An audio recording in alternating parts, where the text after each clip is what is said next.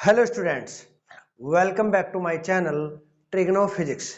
Lecture number 10 में हमने dimensions के थर्ड यूज पर बेसिस कुछ न्यूमेरिकल किए थे।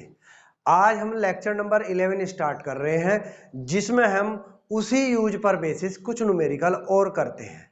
चलिए स्टार्ट करते हैं। मैंने पहले से ही दो न्यूमेरिकल लिख रखे हैं, example number 7, example number 8। Example number 7 क्या है, देखिए।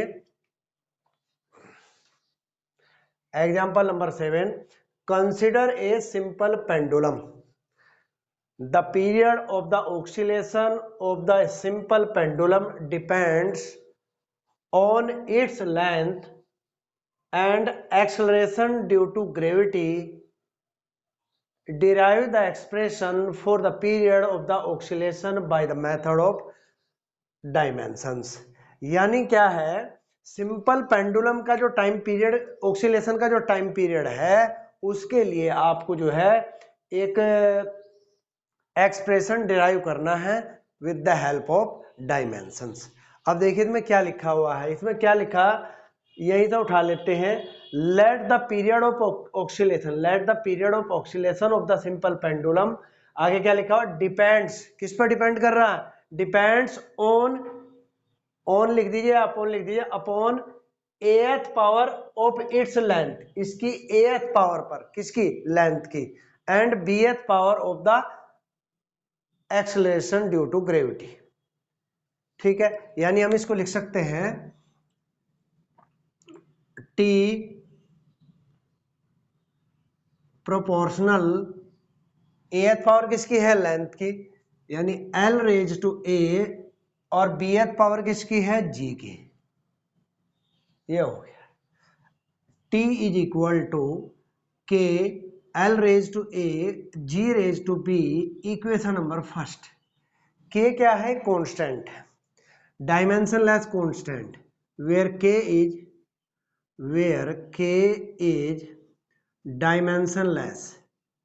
dimensionless constant of proportionality।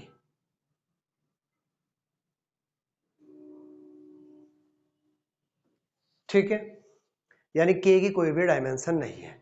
अब हम दोनों साइड के डायमेंशन लिख रहे हैं, टी के साइड के भी लिख दिया आपने, के एक डायमेंशन लेस है, यहाँ l raise to a g raise to B.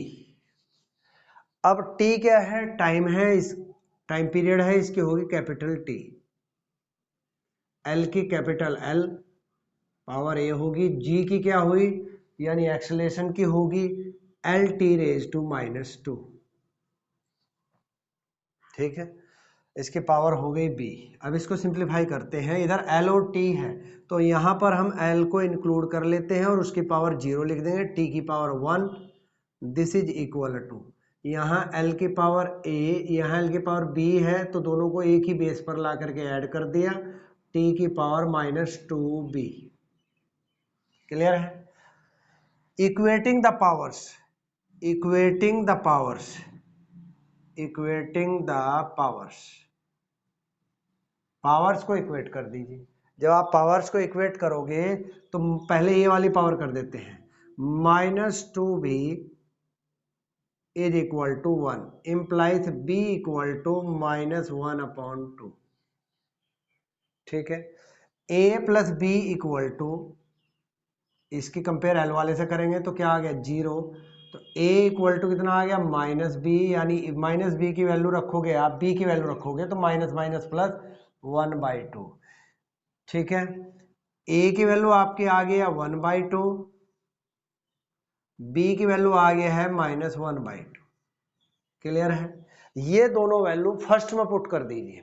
ठीक है, यहां पर लिख लेते हैं from equation first, from equation first. ठीक है, ये जरा मार्कर काम नहीं कर रहा है, ये हो गया from equation first, t is equal to k, l की पावर क्या है, a की वैल्यू कितनी है 1/2, g की पावर b की वैल्यू कितनी है -1/2, g की पावर हो गई -1/2, T is equal to K as it is L raise to 1/2, इसको नीचे ले आइए, G raise to 1/2, T is equal to K, इसको अंडर रूट में लिख सकते हैं, पावर हाफ को अंडर रूट में बोलते हैं, तो एल अपॉन जी हो गया, इसका स्क्वायर रूट ले लिया। तो ये जो है ये क्या आ गया, टाइम पीरियड आ गया है, किसका, सिंपल पेंडुलम का टाइम पीरियड है। ये किस पर डिपेंड कर रहा है, ये डिपेंड कर रहा है लेंथ पर, और किस पर कर रहा है, एक्सलेशन ड्यू टू ग्रेविटी। तो ये आपका एक न्यूमेरिकल हो गया है। अब न्यूमेरिकल नंबर 8 है, जरा मैं बोर्ड को रब कर लेता हूं।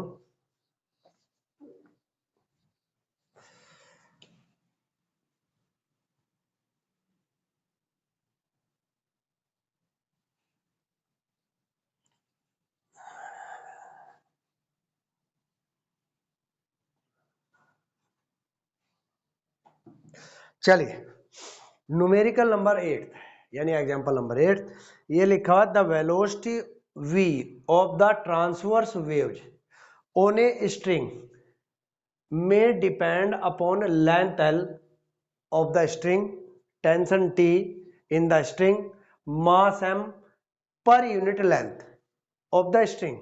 Derive the formula dimensionally, dimensionally इसका फॉर्मूला डिराइव करना है। एक स्ट्रिंग दिया हुआ है, स्ट्रिंग में जो ट्रांसवर्स वेव्स है उसकी जो वेलोसिटी है वो किस किस पर डिपेंड कर रही है, वो उस स्ट्रिंग की लेंथ पर डिपेंड कर रही है, दूसरी उस स्ट्रिंग में जो टेंशन है, खिंचाव है, उस पर डिपेंड कर रही है, और मास पर यूनिट लेंथ पर डिपेंड कर रही है। तो इसका आपको क्या निकालना है, फॉर्मूला निकालना है डायमेंशनली। इसमें सेम वही लैंग्वेज है, ऊपर से उतार ली, let the velocity v of the transverse wave on the string depends upon, किस पर डिपेंड कर रहा है, एथ पावर किसकी होनी चाहिए, एल की, बी एथ पावर किसकी होनी चाहिए, टेंशन टी की, वही लिखा b th power of tension T, and c th power किसकी होनी चाहिए, मास एम की। और मास कैसा है ये ध्यान देना, mass per unit length, per unit length का मतलब होता है मास को आप लेंथ से डिवाइड करोगे। अगर मास पर यूनिट एरिया हो तो आप एरिया से डिवाइड करोगे, यानी एरिया की डायमेंशन वहां यूज होगी। अगर वॉल्यूम हो तो वॉल्यूम से डिवाइड करोगे। तो चलिए इसको मैं करा देता हूं आगे। तो वेलोसिटी जो है v वो किस पर डिपेंड करेगी, v प्रोपोर्शनल लेंथ की पावर कितनी है a, टेंशन की पावर कितनी है b, और मास की पावर कितनी है c, मास यहां पर यूनिट में है। तो ये हो गया v is equal to k l raise to a t raise to b m raise to c, equation number first, where k is dimension less constant of proportionality।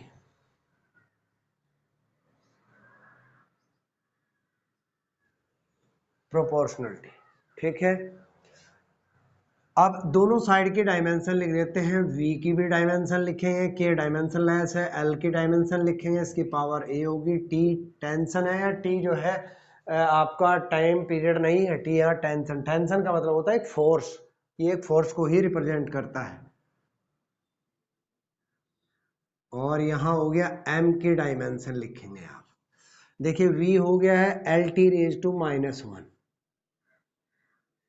L capital l हो गया इसकी power a, tension t का मतलब होगी force की dimension, force की dimension होती है एम एल टी -2, पावर कितनी होगी इसकी b, सॉरी b है यहाँ पर a नहीं है, b है, और ये हुआ m, मास जो है ना, मास की वैसे तो m होती है, लेकिन ये मास लिखा हुआ है यहाँ पर यूनिट लेंथ, यानी m upon l, m upon n, यानी m l की पावर -1, ठीक है। अब इसको सिंप्लीफाई करते हैं, इसमें m नहीं है इधर, m की पावर 0 की, l की पावर 1, t की पावर -1 इज इक्वल टू, यहाँ m की पावर क्या हुई b और c ये रही b प्लस c, l की पावर कितनी हुई यहाँ पर b ये रही b और c ये रही -c, टी की पावर कितनी हुई यहाँ पर -2b।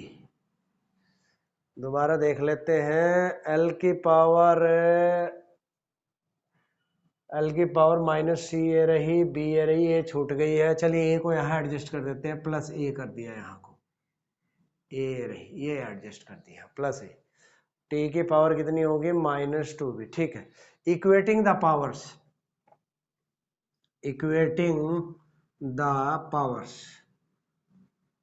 पावर्स को इक्वेट कर दीजिए आप। जब आप इक्वेट करोगे, पहले मैं इक्वेट करता हूं टी को, उससे बी की वैल्यू इजीली फाइंड आउट हो जाएगी। तो टी को जब इक्वेट करूंगा तो -2b इज इक्वल टू -1, तो बी की वैल्यू आ गई यहां से 1/2।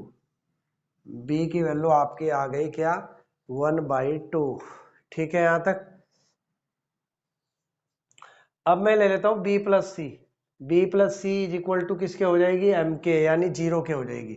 b plus c equal to 0, तो यहां से c इक्वल टू -b, यानी -12 हो गया c की वैल्यू। c की वैल्यू -12 हो गई। नेक्स्ट है b माइनस सी प्लस ए, b माइनस सी प्लस ए, यानी l की पावर इक्वल टू 1।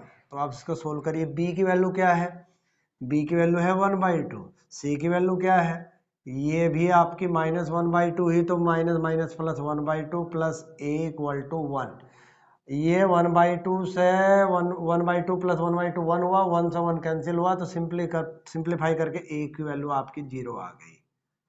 ठीक है, तो ये वैल्यू कहाँ पुट कर दीजिए फर्स्ट में, from equation first, from equation first velocity v is equal to k. L की पावर कितनी है भैया, एल की पावर है यहाँ पर ए की वैल्यू क्या है 0।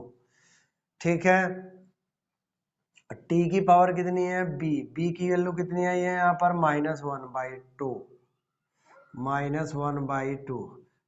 और नेक्स्ट है m की पावर c की वैल्यू कितनी है, ये c की वैल्यू है आपकी, एक मिनट, सॉरी ये गड़बड़ हो गया। t की पावर तो प्लस की होगी क्योंकि b की वैल्यू हाफ है, और c की वैल्यू हो गई -12।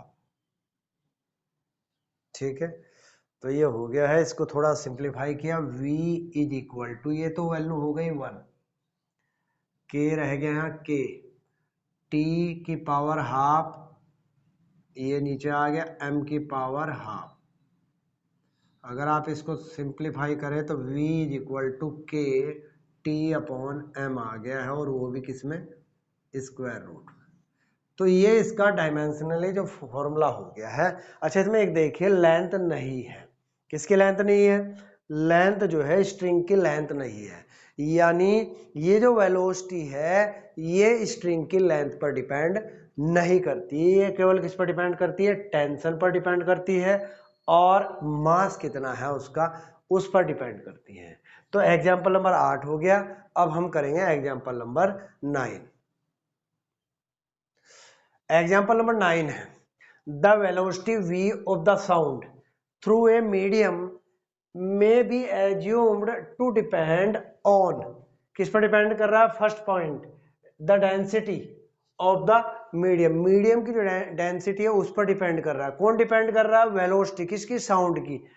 Modulus of elasticity, elasticity, modulus of elasticity E पर भी डिपेंड कर रहा है, कौन, वेलोसिटी डिपेंड कर रहा है।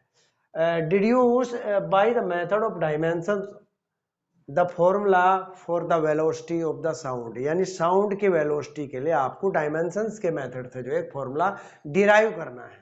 चलिए, ये लैंग्वेज में पहले लिख दी है क्योंकि हर बार ये लिखी जानी है।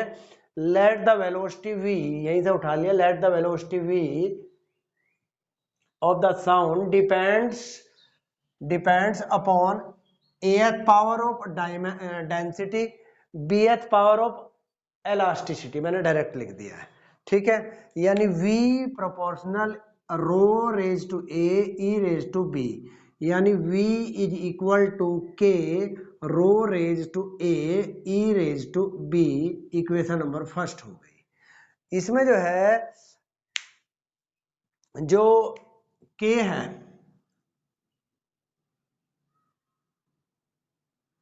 सॉरी, एक minute, where k is dimensionless constant of proportionality।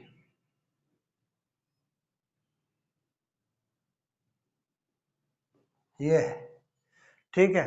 अब हम दोनों साइड की डायमेंशंस लिख रहे हैं। देखिए, के डायमेंशनलेस है, इसकी कोई डायमेंशन नहीं लिखेंगे। Rho raise to a, E raise to b. अब देखिए, v वेलोसिटी है L T raise to -1। Rho क्या होता है? डेंसिटी होती है। डेंसिटी होता है मास अपॉन वॉल्यूम, यानी m l रेज टू -3, इसकी पावर a हो गई। नेक्स्ट, E है इलास्टिसिटी। इलास्टिसिटी की होती है आपकी m l -1 t -2, ये होती है इसकी इलास्टिसिटी, m l -1 t -2, ठीक है। अब इसमें m नहीं है, m यहाँ हमने m रेज टू 0 लिख लिया, l रेज टू 1 लिख लिया, t रेज टू -1 लिख लिया। This is equal to m raise to a, ये रही, एक ही बेस पर लाके मैंने डायरेक्ट ऐड कर दी, plus b, l raise to -3a, यहाँ होगी -b, t raise to -2b, ये हो गया, ठीक है। m रेज टू आपका हो गया a प्लस बी, ए यहाँ पर हो गई, b यहाँ पर होगी, l की पावर -3 a रही, -b a रही, और t की पावर -2b, ठीक है। इक्वेटिंग द पावर्स, यहाँ लिख देते हैं equating the powers. Equating the powers, अगर आप पावर्स को इक्वेट करते हो तो 2b इक्वल टू क्या आ जाएगा? 1 आ गया। -2b इक्वल टू -1 कह लीजिए, या 2b इक्वल टू आप कह सकते हो 1, यानी b की वैल्यू आ गई यहाँ से हाफ आ गई, b की वैल्यू हाफ। अब आप किसी और को भी कंपेयर कर सकते हो, इनको कर लो l के लिए, या इसको कर लो, इसको कर लेते हैं, इजी पड़ेगा। a plus b equal to क्या हो गया है? 0। तो यहाँ से a की वैल्यू आ गई -b के इक्वल, यानी -हाफ के इक्वल आ गई। a b की वैल्यू जो आई है आपकी, ये वैल्यू आप फर्स्ट में रख दीजिए, फ्रॉम इक्वेशन फर्स्ट। तो यहाँ velocity v is equal to k, rho power क्या हुई इसकी? -हाफ, e की पावर क्या हुई? b का मतलब हो गया है हाफ। तो v is equal to k e की पावर हाफ अपॉन रो की पावर हाफ, ये आ गया। इसको आप लिख सकते हो v is equal to k, इसको अंडर रूट में लिख सकते हो e अपॉन रो, ये अंडर रूट में आ गया, ठीक है। e अपॉन रो, हाँ ये लिख सकते हो आप। चाहे तो इसमें एक और भी लिख सकते हो, on the basis of experiment, on the basis of experiment, k की जो वैल्यू है वो 1 होती है, तो v is equal to e upon rho हो गया, स्क्वायर रूट, ठीक है। तो ये जो है, ये एग्जाम्पल नंबर 9 हो गया है। तो लेक्चर नंबर 11 में भी मैंने आपको जो है 3 न्यूमेरिकल करा दिए हैं। अब हम जो है डायमेंशन के थर्ड यूज पर बेसिस लगभग 9 न्यूमेरिकल हो गए हैं। शायद कल के लेक्चर में, यानी लेक्चर नंबर 12 में 2-3 न्यूमेरिकल और करा दूंगा आपको, और ये मुझे लग रहा है ये टॉपिक जो है पूरा हो जाएगा। टॉपिक क्या, मेरे हिसाब से तो ये चैप्टर ही कंप्लीट हो जाएगा। तो आज की वीडियो में इतना ही। आप मेरे चैनल को इसको सपोर्ट करिए, लाइक करिए और सपोर्ट करिए। Thank you.